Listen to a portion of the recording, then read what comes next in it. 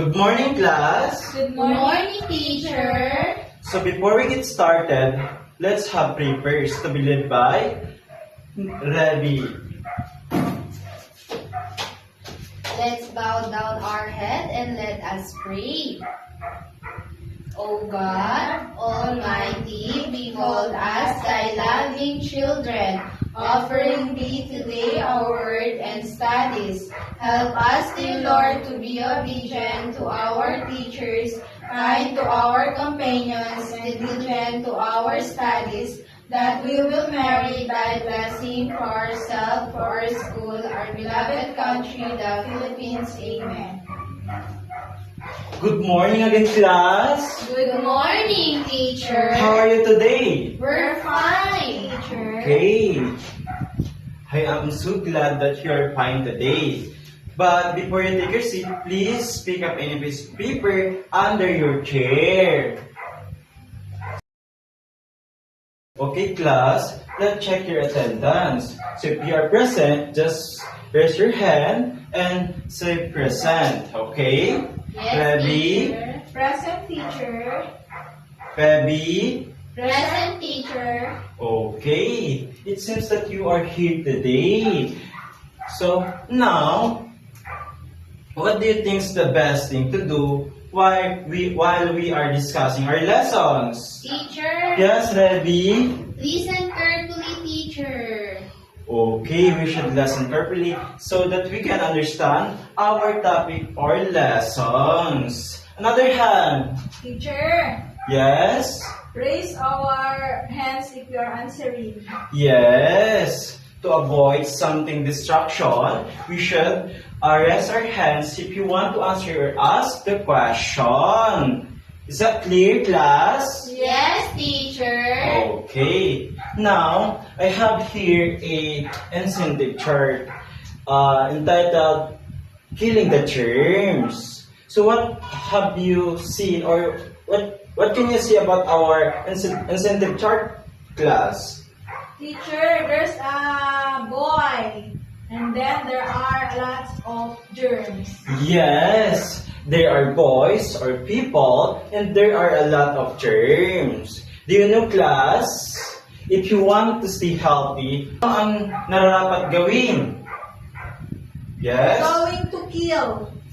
Yes. Now, incentive charts, it represent your points. So if you got the points or engaged on our class, we are going to kill the germs. So, meaning, you get a point.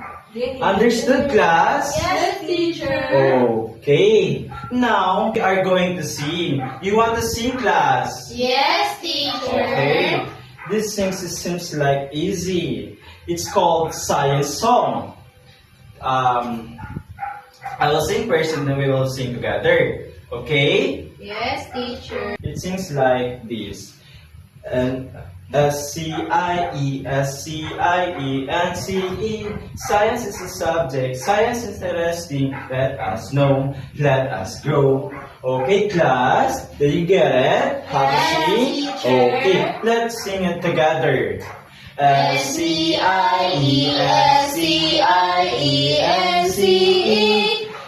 SCIESCIENCE. Science is a subject. Science is interesting. Let us know. Let us grow. Oh, it seems you're energized today, class. Let us clap ourselves. Now, I have here prepared our activity. And you are going to fix this broken picture inside the envelope. Are you ready, class? Yes, teacher. But now I will group you into two.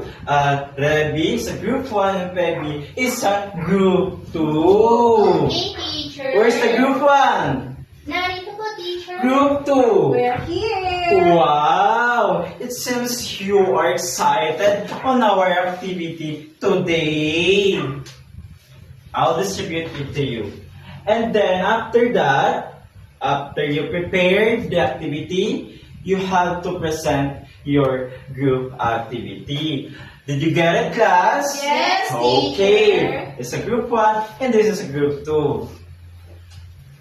Okay, I'll give you 5 minutes. We're done. We're done, Okay, teacher. group 1 please proceed in front and explain your group activity.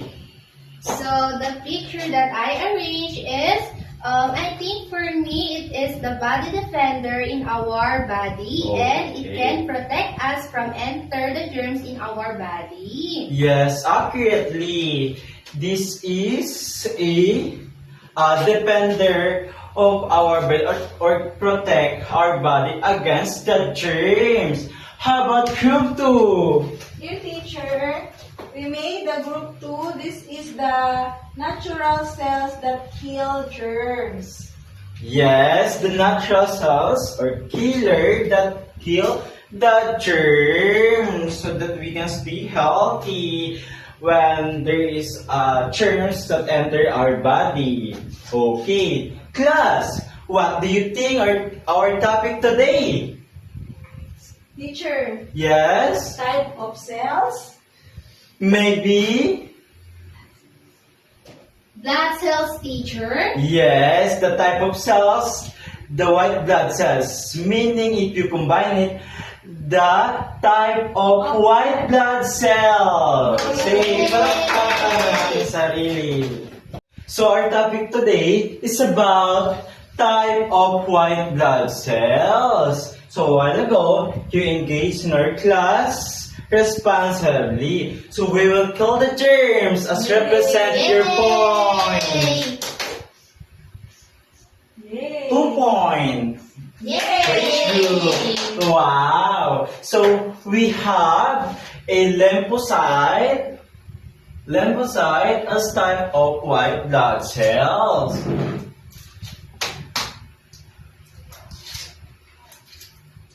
Let's read it together, class. Lymphocyte, cell in the blood that defend the body by targeting specific germs. Yes, the lymphocyte, it will targeting the specific germs that enter on our body. This picture, class, it is a lymphocyte. As you can see, it is like an octopus. But this function is targeting the specific germs and they kill it and destroy.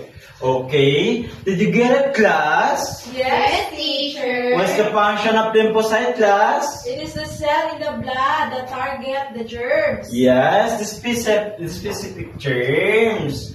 So, for example, when the germs enter our body, it will kill them.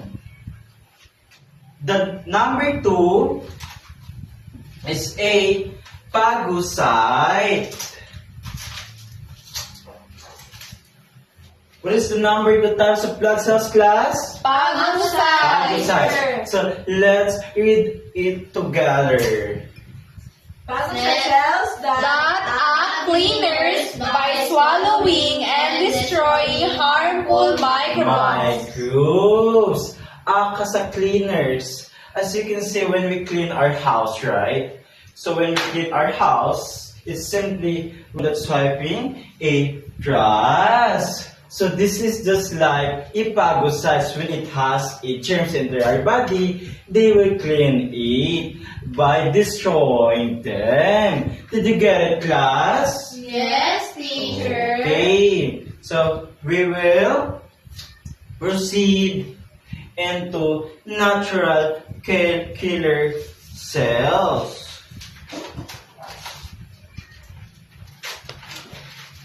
It's a natural killer cells. So you can recognize the natural killer cells. It's a color blue, right? Yes. Okay.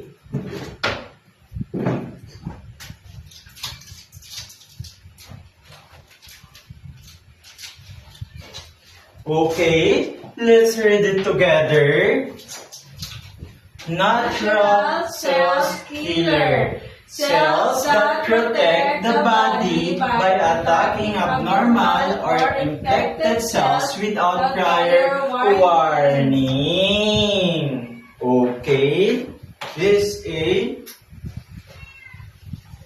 the looks as you recognize the looks of natural killer cell. So, in our model, here, it represents the defenders of our body. So, as you can see, we have a natural killer cells, the phagocyte, and a what we call a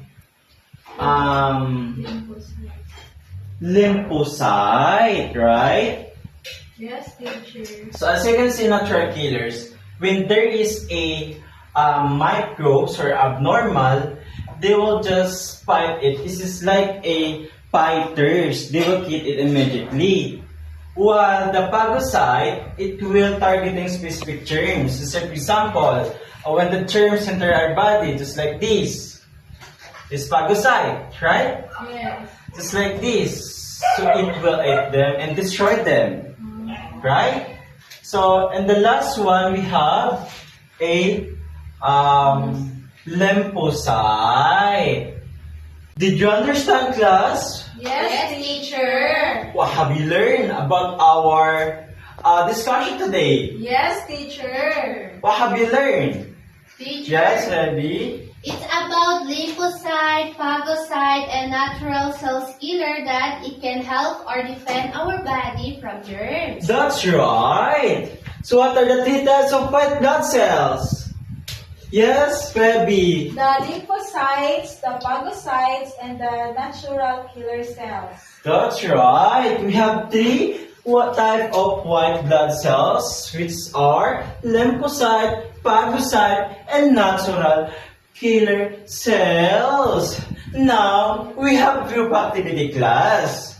So, what we are going to do is to do it with your group mates. So, after that, you are going to represent or present your work. So, I will read the direction, okay? Complete the chart below by filling the rows. An example or importance of each body depends. So the same group, you will gonna do it.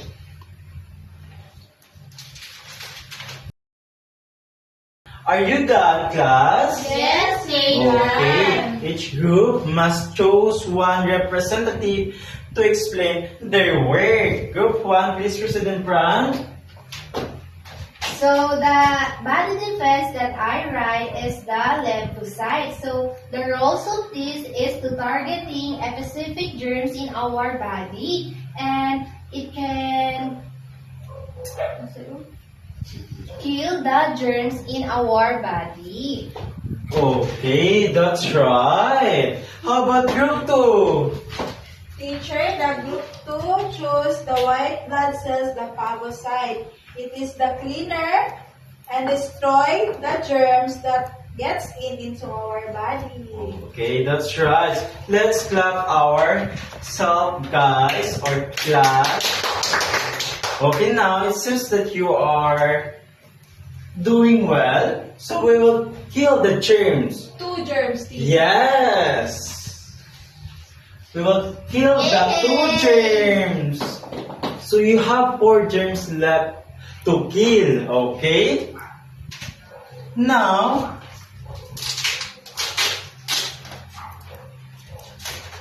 get 1/4. Now, get 1/4 paper and then answer this question. But you have to put your name and your grade. Okay, teacher. Are you done? Yes, teacher. Okay, pass it to the center eyes and pass to the front. Now let us answer. I'll read first and then you will answer. Okay? Yes. Which is the cell that carries germs? Or which is the cell that kill specific germs? Teacher, letter B, lymphocyte. Wow, that's correct. Lymphocyte. Number 2, which immune cells destroy virus-infected cells? Teacher, Yes. letter C. Wow, letter C, that's correct. Now, I have prepared an assignment. So you're gonna do in your you're gonna do at home. So please let's read it together. Assignment. Direction. Complete the table by writing the function of the lymphocyte, phagocyte, and natural killer cells. So at home, you are going to write the function of each body defenders. Did you get it, class? Yes, teacher. That's all clear? Yes, teacher. Okay. So let us count how many terms we killed today. 1, 2, 3, 4.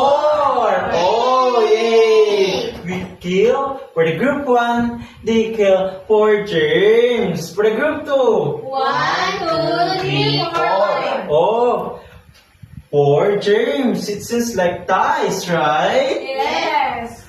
So let us give a round of applause to ourselves. So now, please stand up. Goodbye, class. Goodbye and thank you, teacher. I hope you really learned today.